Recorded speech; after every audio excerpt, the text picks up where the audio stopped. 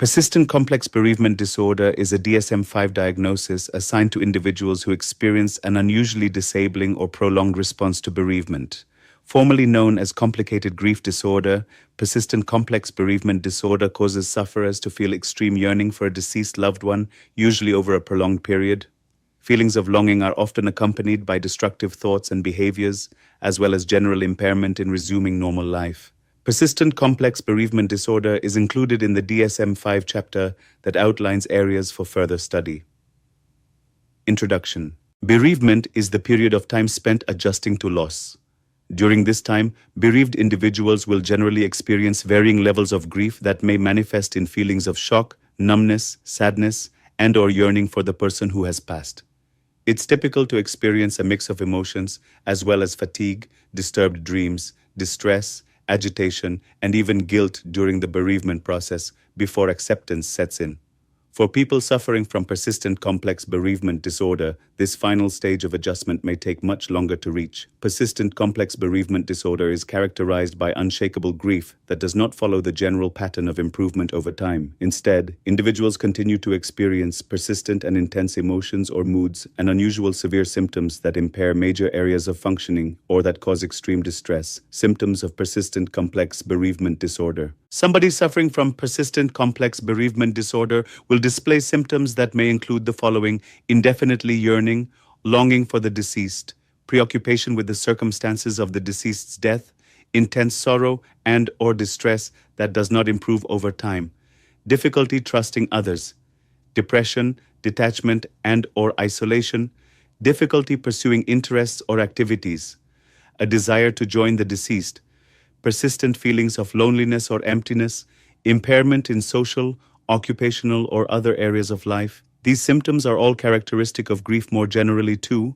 For a diagnosis of persistent complex bereavement disorder to be made, the patient will have been found to suffer symptoms over a prolonged period. Normal grief versus complex bereavement disorder. Bereavement and grief have been part of the human experience throughout history and are also seen in other species. The clinical stages of death and bereavement have been extensively studied, and physiological and neurological correlates of the grieving process have been described. About 10 to 12% of bereaved individuals experience a syndrome of grief that does not resolve naturally and persists for an indefinite period with varying degrees of incapacitation.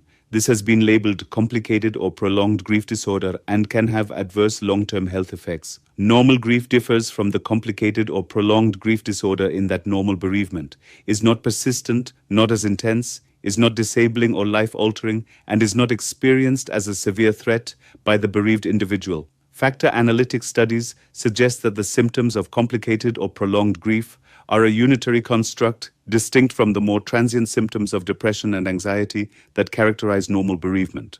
Individuals with persistent complex bereavement disorder or complex or prolonged grief disorder are incapacitated by grief and focused on the loss to the exclusion of other interests and concerns. There is rumination about the death and longing for reunion with the deceased, identity confusion, inability to accept the loss, anhedonia, bitterness, difficulty trusting others, and a feeling of being stuck in the grieving process. These are present every day, cause distress or functional impairment, and persist for more than 6 months after bereavement. Patients report loss of self-worth and sense of self, feel emotionally disconnected from others, and do not wish to move on from bereavement, sometimes feeling that to do so would represent a betrayal of the deceased. Diagnostic criteria for persistent complex bereavement disorder. As persistent complex bereavement disorder is a relatively new disorder and yet to be classified, a number of diagnostic criteria have been suggested by a consortium of mental health practitioners from around the world. These are, broadly, the patient experienced the death of a loved one at least 6 months previously. At least one of the following symptoms has been present longer than expected, taking into account the person's social or cultural environment: intense and persistent yearning for the deceased, frequent preoccupation with the deceased, intense feelings of emptiness or loneliness, recurrent thoughts that life is meaningless or unfair without the deceased, a frequent urge to join the deceased in death.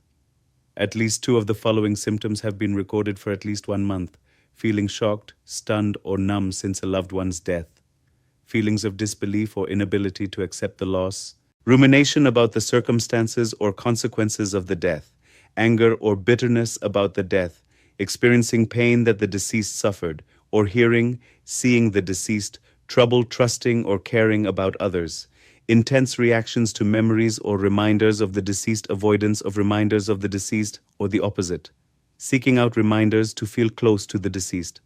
Symptoms cause substantial distress for the sufferer or impact significantly on areas of functioning and cannot be attributed to other causes. Alternative criteria.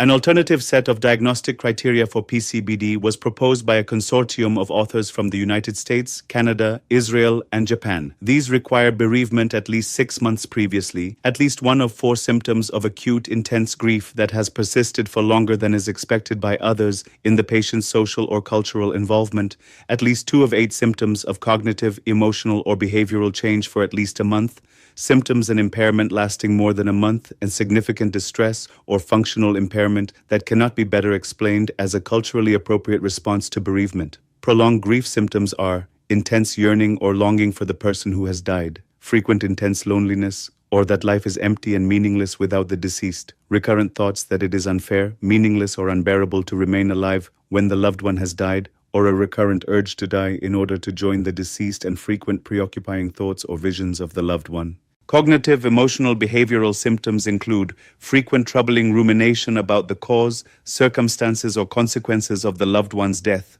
recurrent disbelief or inability to accept that the loved one is dead, persistent feelings of being shocked, dazed, stunned, or emotionally numb, recurrent feelings of anger or bitterness related to the death, persistent difficulty trusting or caring for others, or envy of those who are not bereaved, frequently experiencing symptoms that the loved one had, or seeing or hearing the voice of the deceased, intense emotional or physiological reactivity to memories of the deceased or reminders of the loss, and changes in behavior due to excessive avoidance of reminders of the loss, or excessive seeking after reminders of the deceased, or both.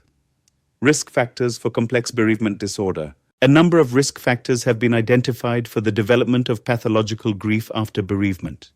These include first-degree relationship to the deceased, separation anxiety in childhood, controlling parents, abuse by or death of parents during childhood, a poorly functioning marriage or insecure attachment style prior to widowhood, emotional dependency on the deceased, lack of preparation for the death, and in-hospital death of the loved one.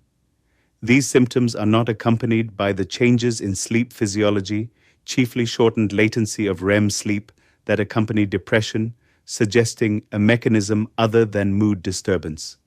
There is, however, activation in brain imaging of the nucleus accumbens that is not seen in non-complicated grief, suggesting that reminders of the deceased may activate the neural reward system and interfere with adaptation. These risk factors and clinical measures are correlated with the persistent bereavement syndrome, but not with major depressive disorder, generalized anxiety disorder, or post-traumatic stress disorder. A prolonged state of abnormal grief has been associated with elevated rates of suicidal ideation and suicide attempts. Cancer, hypertension, and cardiac events are more likely after several years, and immune disorders and evidence of immune dysfunction are more frequent. Adverse health behaviors are more frequent, and reported functional impairment is greater. Healthcare services are used to a greater extent, and more sick leave is taken. This has led to the proposal of a separate psychiatric disorder of persistent and complex bereavement, although it was elected in the preparation of DSM-5 to defer the establishment of this diagnosis for further study. Differential diagnosis. Some of the symptoms associated with persistent complex bereavement disorder are also characteristic of other conditions, namely, normal grief. Both normal grief and persistent complex bereavement disorder may cause similar symptoms.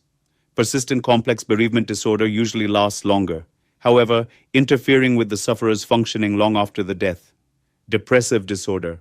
Persistent complex bereavement disorder shares features like sadness with major or persistent depressive disorder, but this depressed mood is characterized by a focus on the loss. Post-traumatic stress disorder. Individuals with post-traumatic stress disorder may suffer intrusive thoughts about a traumatic event, while those with persistent complex bereavement disorder may suffer thoughts about the deceased or the circumstances of their death. Separation anxiety disorder. Separation anxiety disorder relates to separation from a living individual, whereas sufferers of persistent complex bereavement disorder experience anxiety when separated from the deceased. Comorbidity. Persistent complex bereavement disorder may present in isolation or comorbid with other conditions, The most common disorders to accompany persistent complex bereavement disorder are major depressive disorder, post-traumatic stress disorder, and substance use disorders. Post-traumatic stress disorder is more commonly diagnosed as comorbid with persistent complex bereavement disorder when the death was violent or traumatic. Who is affected by persistent complex bereavement disorder? According to estimates, between a fifth and a third of people are at risk of a complicated grief response, and between 10 and 20% of individuals display such symptoms.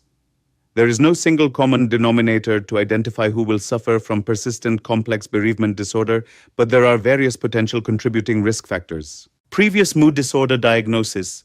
Pre-existing conditions like major depressive disorder may be risk factors for persistent complex bereavement disorder. High levels of stress. Individuals suffering from complicated grief have been found to report more stressors in their lives than those without the disorder.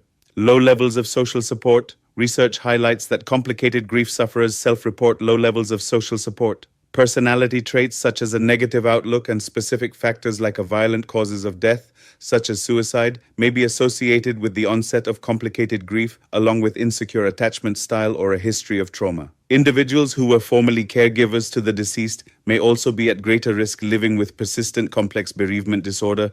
Individuals suffering from persistent complex bereavement disorder may find that the symptoms of their condition have a host of adverse effects on their mood, functioning, and relationships. Complicated grief manifests in different ways from person to person. Some individuals may become preoccupied with the deceased to the point that they display symptoms of an illness their loved one had, or attempt to feel closer to the departed by surrounding themselves with their possessions. Others may have a different response altogether, seeking to avoid all reminders of the deceased, such as places they would frequent together, or even mutual friends. Sufferers may begin to resent others who have not experienced the loss of a loved one. Hearing or seeing the deceased, feeling a strong desire to join them, and becoming preoccupied with suicide or falling into a deep depression that impairs social or occupational areas of functioning are all symptomatic of the condition. As a result, individuals may find it difficult to resume normal activities, hold down a job, or maintain friendships and relationships.